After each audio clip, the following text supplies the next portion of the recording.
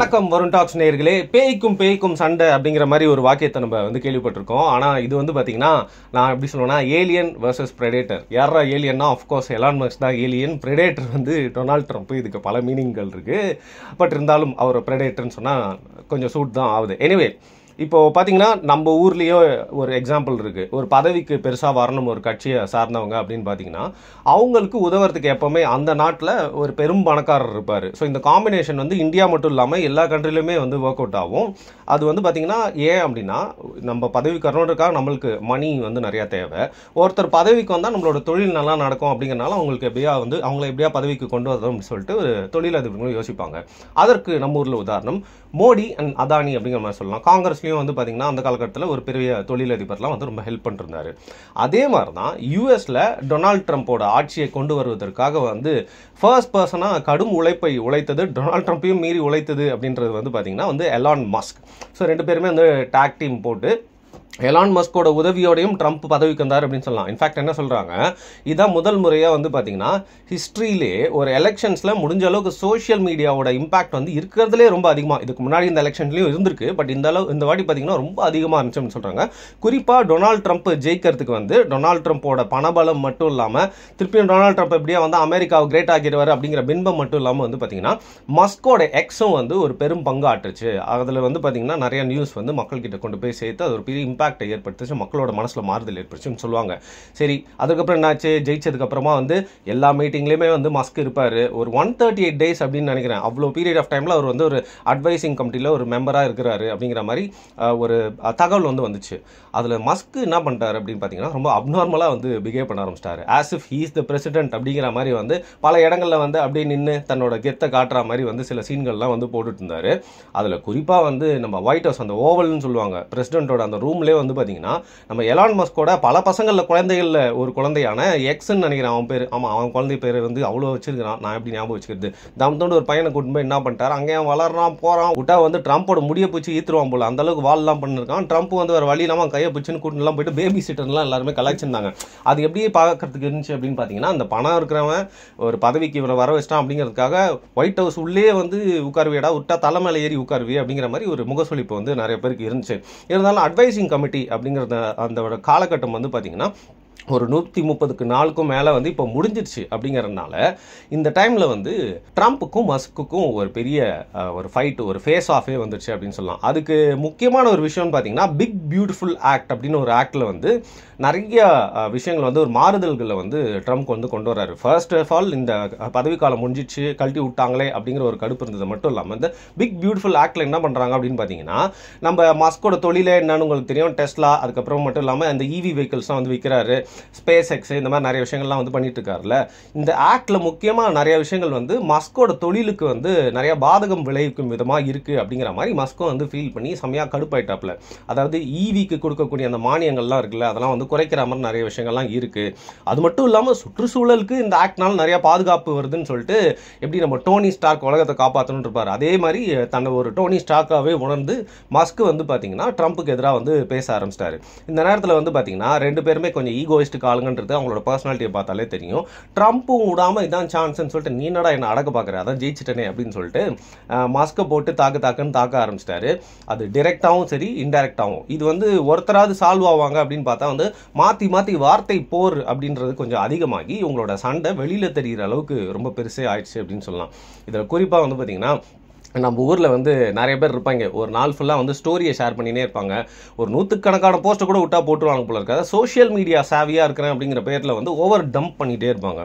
நம்ம மஸ்க்கும் பார்த்தீங்கன்னா என்னதான் அவர் வந்து எக்ஸோட ஓனராக இருந்தாலும் அவரோட ஒரிஜினல் அக்கௌண்ட் வந்து பேரடி அக்கௌண்ட்டா அப்படின்னு யோசிக்கிற அளவுக்கு வந்து பார்த்தீங்கன்னா அவரோட அக்கௌண்ட்டில் வந்து போஸ்ட் போட்டுக்கிட்டே இருப்பார். இது இப்போ இல்லை, எலெக்ஷனுக்கு முன்னாடியிலேருந்தே சரி. அதாவது எப்போ எக்ஸ் அக்வயர் பண்ணாரோ அதுலேருந்தே ரொம்ப விளையாட்டுத்தனமாக நிறைய போஸ்ட்டை வந்து போட்டுகிட்டே இருப்பார். இப்போ இந்த பிரச்சனையிலையும் பார்த்தீங்கன்னா வந்து தன்னோட பங்குக்கு தன்கிட்ட ஒரு பெரிய மீடியா அதாவது எக்ஸ் தளம் இருக்குது அப்படிங்கிறத வந்து பயன்படுத்தி வந்து ட்ரம்ப்புக்கு எதிரான போஸ்ட்டு அவர் நையாண்டி செய்யும் விதமாக அப்புறம் எள்ளி நகையாடும் விதமாக வந்து பார்த்தீங்கன்னா தொடர்ந்து வந்து போட ஆரம்பிச்சிட்டாப்ல. ஸோ இது எப்படி ஆயிடுச்சு அப்படின்னு பார்த்தீங்கன்னா அவங்க அவங்களுக்குள்ள இருக்கிற சண்டைங்கிறது புகைஞ்சு வெளியில வந்து வெடிச்சு எல்லாருக்கும் ஒரு என்டர்டெயின்மெண்ட் கொடுக்குற அளவுக்கு அமெரிக்கா மட்டும் இல்லாமல் உலகம் முழுக்க இதை வந்து பேச ஆரம்பிச்சிட்டாங்க. உலகத்தோட மோஸ்ட், அதாவது இப்போதைக்கு பவர்ஃபுல் கண்ட்ரி அப்படின்னு சொல்லப்படுறது America. So he is considered to be the most powerful man இல்லையா ட்ரம்ப்.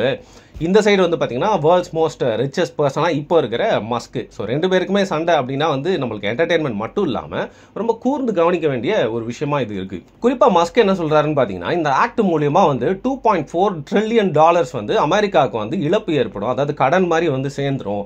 அந்த அளவுக்கு வந்து நாட்டின் மேல இருக்க பற்றுனால தான் நான் வந்து இவ்வளோ கோவப்படுறேன், இவ்வளோ பேசிட்டு இருக்கேன்னு சொல்றாரு சவுத் ஆப்பிரிக்காவை சேர்ந்த மஸ்க். ஸோ ரொம்ப நாளாக வந்து காலங்காலமாக வந்து ட்ரம்ப் வந்து அமெரிக்கா சேர்ந்தவர் அப்படிங்கிறதுனால வந்து நான் உரிமையாக என்னோட கண்ட்ரிக்கு வந்து நிறைய முடிவுகள்லாம் எடுக்கிறேன், நீ என்னடா சொல்றது அப்படிங்கிற மாதிரி ஒரு ஈகோ வருது அப்படிங்கிறது நம்மளால ஈஸியாக புரிஞ்சுக்க முடியுது. இதில் ட்ரம்ப் இன்னொரு படி மேலே போய் என்ன சொல்லிட்டாருன்னு பார்த்தீங்கன்னா, வந்து மஸ்க் கோவப்படுறது எல்லாமே வந்து அவர் காட்டிக்கிற மாதிரி ஒரு தேசத்தின் நல விரும்பி மாதிரி காட்டிக்கிறாரே, அப்படிலாம் இல்லப்பா, உலகத்தின் ரட்சகர் மாதிரி காட்டிக்கிறாரே, அப்படிலாம் ஒன்றும் இல்லை. தன்னோட கம்பெனிஸான டெஸ்லா, ஸ்பேஸ் எக்ஸ்க்கு எல்லாத்துக்குமே வந்து பார்த்தீங்கன்னா நான் போட்டிருக்கக்கூடிய நாட்டுக்காக நான் போட்டிருக்கக்கூடிய இந்த ஆக்டன் மூலியமா வந்து நிறைய பாதகங்கள் ஏற்படும் அப்படிங்கிறதுனால ஒரு செல்ஃப் இன்ட்ரெஸ்ட்ல ரொம்ப சுயநலவாதி மாதிரி வந்து இந்த மஸ்க் வந்து பண்ணிட்டு இருக்காரு. அது மட்டும் இல்லாமல் இப்படியே இவர் பேசிட்டு இருந்தாரு அப்படின்னா வந்து பார்த்தீங்கன்னா கவர்மெண்ட்ல வந்து ஏற்கனவே அவருக்கு கொடுத்துருக்க, அவர் சார்ந்த கம்பெனி கொடுத்துருக்க நிறைய மானியங்களை, நிறைய டிஸ்கவுண்ட்ஸ் எல்லாம் வந்து நம்ம வந்து நிறுத்த வேண்டியிருக்கும் அப்படிங்கிற மாதிரி த்ரெட்டன் பண்ண ஆரம்பிச்சிட்டாரு. இந்த நேரத்தில் மஸ்க் சும்மா விடுவாரா? இன்னொரு சைட்ல இருந்து ஒரு பெரிய குண்டை தூக்கி போடுறாரு. இதுதான் வந்து பார்த்தீங்கன்னா ரொம்ப இன்ட்ரெஸ்டிங்கான விஷயம் சொல்லலாம். இன்ட்ரெஸ்டிங்கான விஷயம் அப்படின்னு சொல்றதோட ரொம்ப கான்ட்ரவர்ஷியலான ஒரு விஷயம், எப்ஸ்டீன் ஃபைல்ஸ். உங்களுக்கு ஞாபகம் இருக்கும் அப்படின்னு நினைக்கிறேன். ஏன்னா 1.5 வருஷத்துக்கு முன்னாடி வந்து பார்த்தீங்கன்னா எப்ஸ்டீன் ஐலாண்ட் அப்படிங்கிற ஒரு ஐலாண்டில் வந்து பல காலகட்டங்கள்லாம் உலகத்தில் நம்ம எல்லாருமே புண்ணியவான்கள், இவங்கெல்லாம் வந்து ஜீனியஸ், இவங்கெல்லாம் வந்து ரொம்ப நல்லவங்க அப்படின்னு நினச்சி நம்ம ஒயிட் வாஷ் பண்ணி வச்சிருந்த பல பர்சனாலிட்டிஸு இந்த எப்ஸ்டீன் ஐலாண்ட் அப்படிங்கிற ஒரு ஐலாண்டுக்கு போயிட்டு அங்கே நிறைய என்னால் சொல்ல வாய் வந்து கூசும் விதமான நிறைய விஷயங்கள் வந்து பண்ணிட்டு இருந்தாங்க. சரி, ரொம்ப முழுசாக மறைச்சு பேச முடியாது. அதாவது பல குழந்தைகளை அந்த ஐலாண்டுக்கு கூப்பிட்டு போயிட்டு வந்து பார்த்தீங்கன்னா செக்ஸ் பார்ட்டிஸ், ஆர்கீஸ்லாம் வந்து நடந்துட்டு இருந்துச்சு. இல்லை ஓர்கியா ஏன்னா நான் பண்ணது இல்லைங்க, அதனால தெரியாது, ப்ளீஸ் கரெக்ட் மீ. ஸோ அதெல்லாம் வந்து நடந்துட்டு இருந்துச்சு. அதில் பெரும் புள்ளிகள்லாம் இருந்தாங்க. உதாரணத்துக்கு வந்து பார்த்தீங்கன்னா ஸ்டீஃபன் ஹாக்கிங்லாம் கூட, அதாவது எழுந்து நடக்கவே முடியாத ஸ்டீஃபன் ஹாக்கிங்லாம் கூட வழக்கமான ஒரு கஸ்டமர் மாதிரி அங்கே போயிட்டு வந்துட்டு இருக்காரு அப்படின்னு சொல்லியிருந்தாங்க. அதில் ஒரு ஆளாக வந்து பார்த்தீங்கன்னா அப்போ பெரும் பணக்காரராக இருந்த, ஏன்னா இவர் வந்து பார்த்தீங்கன்னா ரொம்ப நாளாக ஒரு ரிச் ஃபேமிலியாக இருக்காரு இல்லையா, அப்போ பெரும் பணக்காரராக ஒரு உமனைசராக வந்து ஈஸியாக வெளில காமிச்சிட்டு இருந்தா ட்ரம்ப்பும் வந்து பார்த்தீங்கன்னா வழக்கமாக எப்ஸ்டீன் ஐலாண்டுக்கு போயிட்டு வந்த ஒரு ஆளாக இருந்திருக்காரு அப்படிங்கிற மாதிரி ஒரு குண்டு எடுத்து நம்ம மஸ்க் வந்து போடுறாப்ல.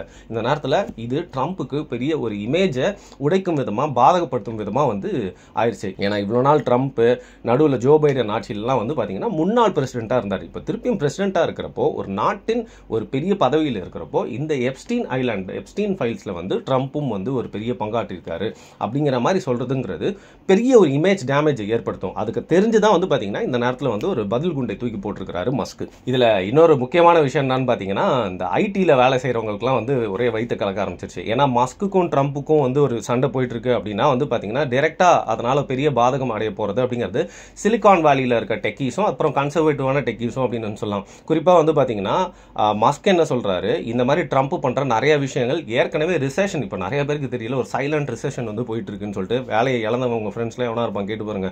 ஸோ இந்த சைலண்ட் ரிசெஷன் வந்து பார்த்தீங்கன்னா இன்னும் டபுள் மடங்காக அதிகரிக்கிறதுக்கான வாய்ப்பு இருக்கு நம்ம ட்ரம்போட நடவடிக்கைனால அப்படின்னு சொல்லிட்டு மஸ்க் சொல்றாப்ல. இதனால இந்த சிலிகான் வேலியில் ஐடியில் வேலை செய்கிறவங்க எல்லாருக்குமே வந்து பார்த்தீங்கன்னா ஏன்டா 2 பேரும் சண்டை போட்டுக்கிறீங்க அப்படிங்கிற மாதிரி வந்து ஒரு பதட்டத்தில் இருக்காங்க.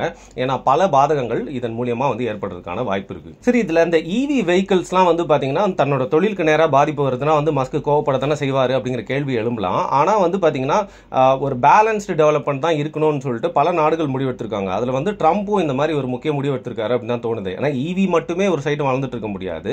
நம்ம பெட்ரோல், அதுக்கப்புறம் மற்ற ஃபியூவல்லாம் யூஸ் பண்ணுற விஷயங்கள், அதாவது வெஹிக்கிள்ஸ் எல்லாமே வந்து பார்த்தீங்கன்னா பேலன்ஸ்டாக இருந்தால் தான் ஒரு சஸ்டைனபிள் க்ரோத் இருக்கும் அப்படிங்கிற மாதிரி ஒரு பாலிசி வந்து பார்த்தீங்கன்னா ட்ரம்ப் மட்டும் இல்லாமல் நிறைய கவர்மெண்ட்ஸ் வந்து எடுத்துகிட்டு வருது. இதை பொறுக்க முடியாமல் தான் வந்து பார்த்தீங்கன்னா மஸ்க் வந்து அந்த எப்ஸ்டீன் ஃபைல்லாம் தூக்கி வெளில போட்டார். அது ஒரு மடி மேலே போய் என்ன சொல்கிறாரு, இப்போ நினச்சா கூட ட்ரம்ப் இருக்க பவரில் வந்து பார்த்தீங்கன்னா அந்த எப்ஸ்டீன் ஃபைல்ஸ் எல்லாம் வந்து வெளியிடலாம், பட் அவரோட பேரும் இருக்குது அப்படிங்கிறது வெளில வந்துடும் அப்படிங்கிறதுனால அதுக்காக பயந்துட்டு வெளியிட மாட்டாருன்னு சொல்கிறாங்க.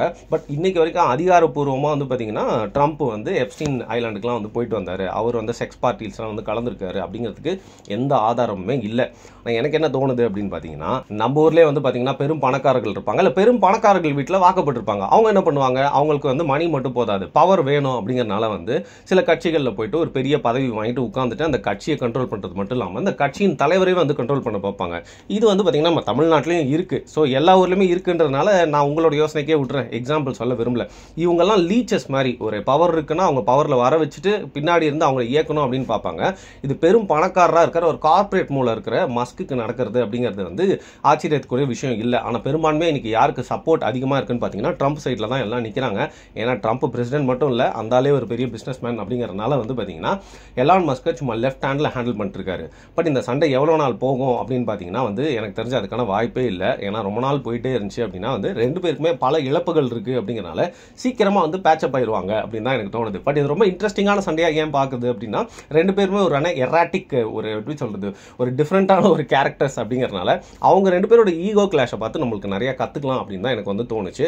ஸோ மீடியாவுக்கு செம்ம ஃபீஸ்டாக போயிட்டு இருக்குது அப்படிங்கிறதுனால இந்த விஷயத்தை பற்றி நானும் உங்ககிட்ட பகிர்ந்துக்கணும் அப்படின்னு நினச்சேன். நான் ஏதாவது வந்து விஷயங்கள் விடுபட்டு போயிருந்தா இல்லை தவறாக சொல்லியிருந்தா மறக்காமல் வந்து கீழே அது என்ன அப்படின்னு கமெண்ட் பண்ணுங்கள். Thank you so much.